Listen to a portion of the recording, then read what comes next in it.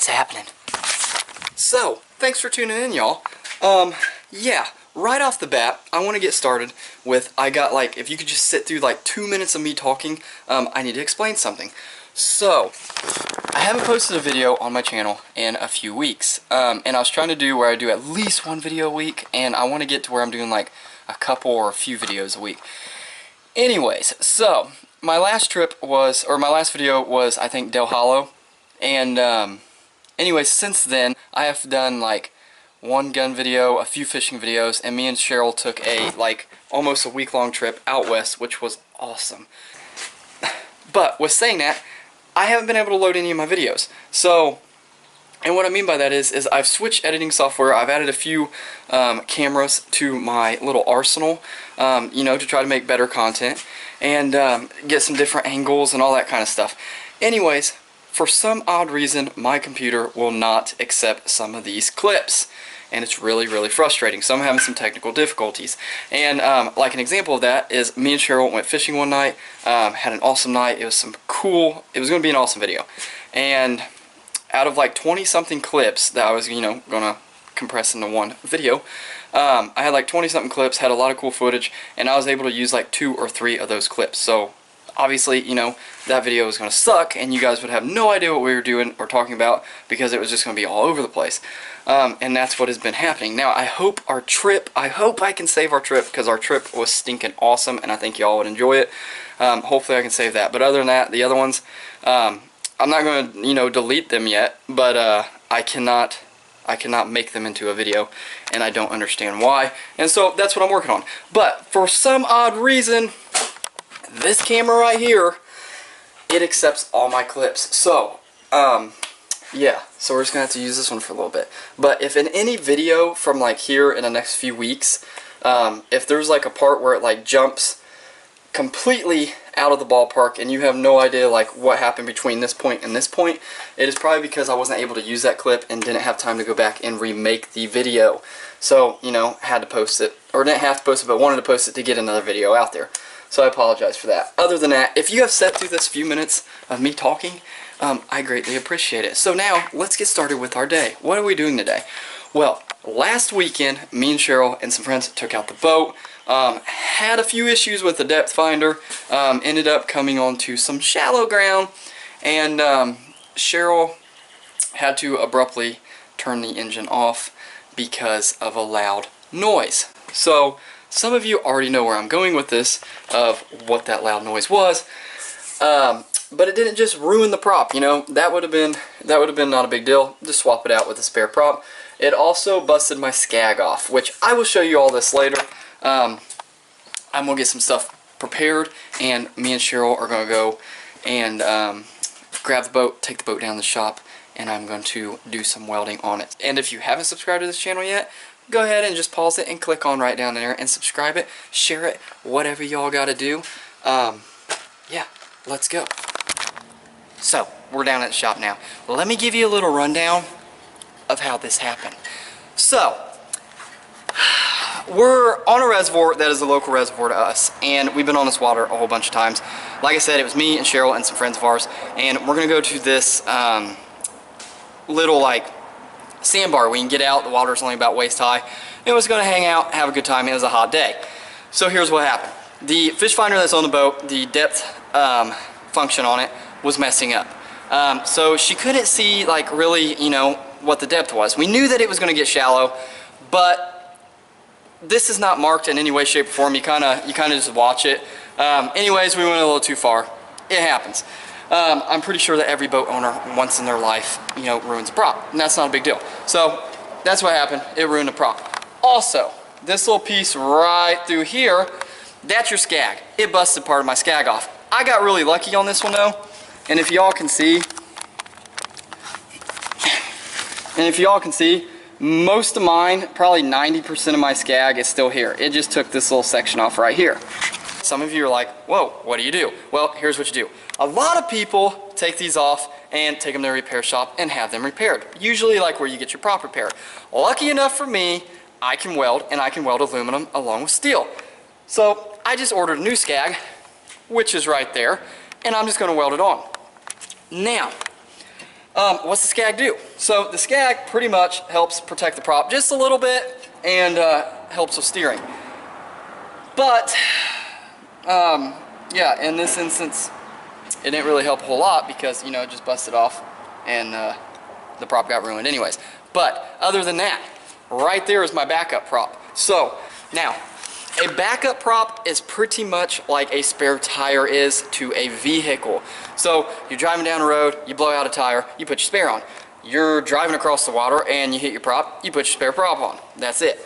But we're not going to go into all the details of all this. You know, we're not going to make this a full-on repair video. But y'all can just sit back, relax. You know, I'll put some music on.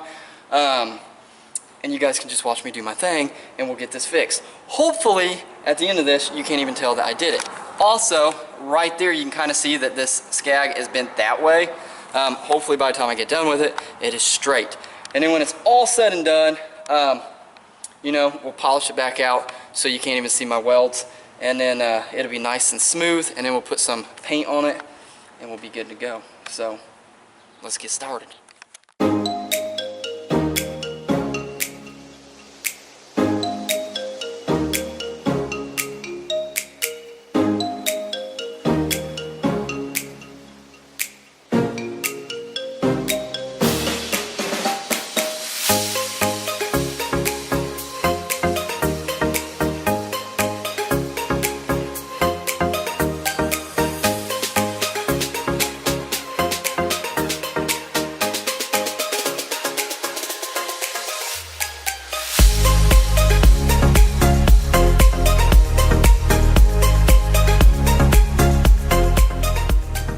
Alright, check it out, we're all done. So, got the new prop on, got the skag replaced. Now right there, I didn't touch up anything right there, just for the simple fact of, it really isn't gonna matter. It isn't gonna do anything.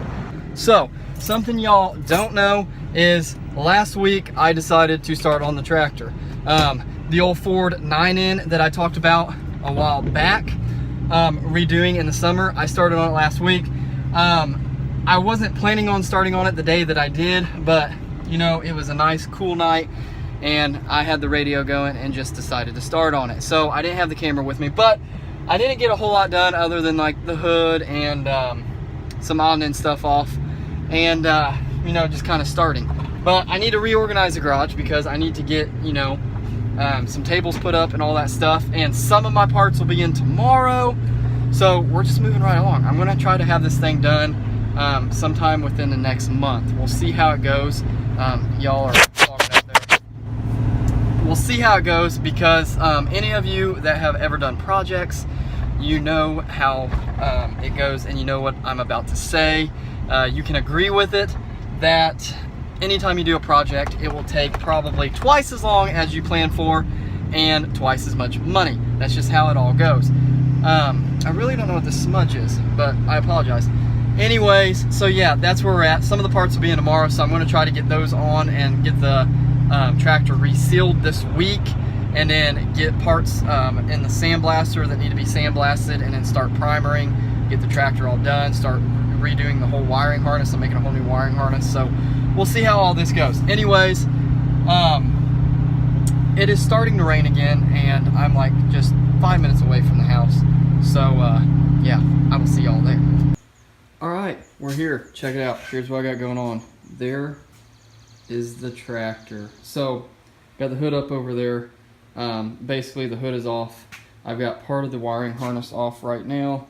There was some old like work lights right here. I got them off, got the seat off, and got the oil lines off that go around to the oil gauge. There's like a little block right there where it comes up. So yeah, so now like my next part is I'm going to finish getting the harness off and everything laid out, and then basically once I get the harness and everything laid out, I'm going to take that home and I'm going to completely 100% make my own new harness, put new sheathing around it and everything like that. I'm going to get the fluids drained, get the radiator off, get the starter out, get the belt off, get the hub off, the water pump off, the generator, you know, and just start working my way on back. So yeah, I don't know. I'm really excited about this. Like I said, this is an 9N. They had 9N, they had 2N, they had 8Ns, and that's actually the order that they came out in. 9N was first, 2N was second, 8N was next, on the N series tractor. And so yeah, that's pretty much it. Like I said, I'm hoping for like a month. That's kind of what I'm hoping for. It may take longer. I don't know. It depends on how much I get to work on it, but I'm not rushing it. I'm taking it pretty slow, you know, because I want this one when it's done to be, yeah, it's gonna look sharp. It's gonna look freaking sweet.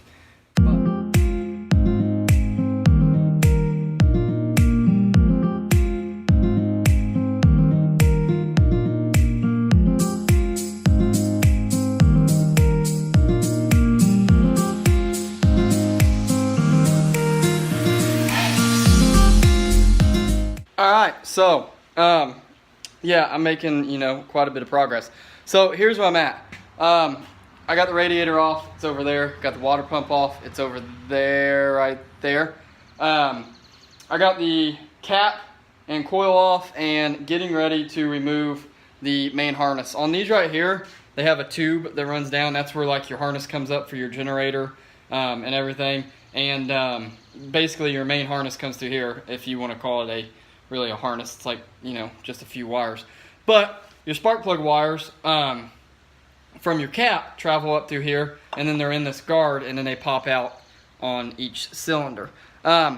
So yeah, I'm getting that off. But what I'm trying to do is, and what I like to do, or I've done it on the last few tractors. This one won't be so bad because these Ford N series tractors are pretty well known, and there's a bunch of information on them. You can get IT books and all that stuff.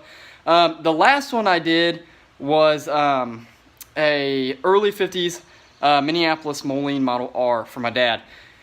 And when I redid that one, half the harness was gone. Like, mice have chewed it, people, you know, whatever they did, I have no idea. But like half the harness was gone. So, you know, I didn't mind it. I love electrical work, like I've said before, and engine work and stuff like that. So I pretty much made a whole new harness. Actually, not pretty much. I made a whole new harness from scratch. And I could find some information online, but really, you know, it's pretty self-explanatory because, you know, on these old tractors, there's really not much to them. So that is what I'm going to do here. I do have a wiring schematic for this tractor, you know, which I will follow, just to make sure that I got everything right instead of me guessing. And even though I'm not really guessing, I know where most of the stuff is, you know, just to make 100% sure that everything is a-okay. But I'm trying to keep everything hooked up. And the reason why I do that is not necessarily to know where it goes. I mean, obviously, yeah, that helps.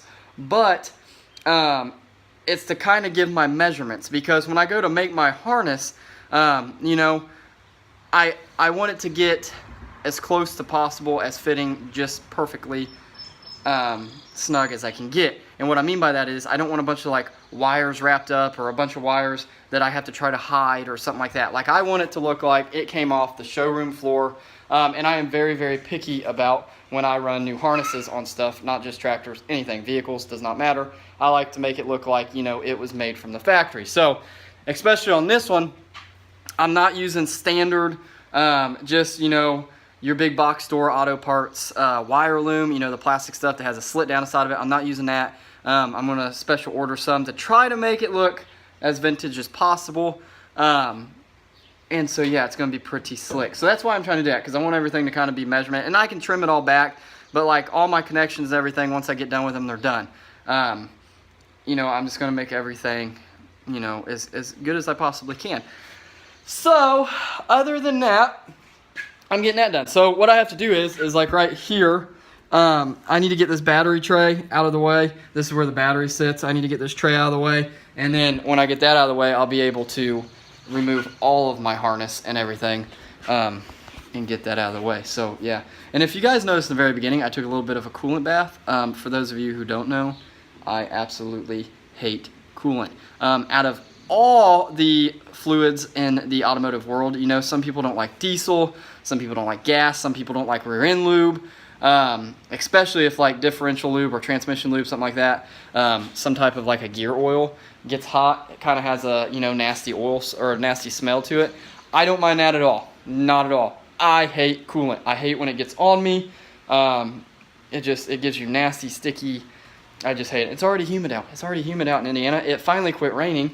I don't know if y'all can see, you know, there's some clouds in the sky, but some blue skies are starting to come out, and the sun is starting to pop through. Other than that, though, yeah. So I'm going to work on this for a little bit, you know, off camera. Try to see if I can get some stuff done. Right before I leave, I will bring y'all back with me so y'all can check it out, what I have got done. But I'm just going to sit back, you know, get a few sips of my cold Mountain Dew, turn on the old radio, and just hit it. Which, I got my paint in Friday, too. So as soon as I get some of these parts off, sandblast stuff, we'll be hitting it. I'm ready to rock and roll. I'm so excited to get this done. Yeah. Alright, so it's like 10 o'clock. It's dark out. I'm ready to go home and get to bed because I'm tired and I got to go to work tomorrow. But I'm going to show y'all what I got done. So, right here, got the radiator off the front, water pump, exhaust manifold, carburetor, all the harness, all the gauges, brake assembly and axle assembly off the right side and the left side. Worked on the 3-point hitch, almost got it off, and over here got the oil filter assembly off, starter off, you know, just everything, obviously the tires. So yeah, that's where we're at. Other than that, I hope y'all enjoy these videos. If you do, you know, let me know, because I don't know if you do. That's why we're posting them, to see if you like them or not, because I don't know. But if you do, let me know, and I'll make more of them, or I'll bring y'all along. So, yeah. Other than that, I hope y'all enjoyed the video. If you did, make sure you hit that little subscribe button right down there. And if you want to watch more videos, go ahead and click on one of those two right there.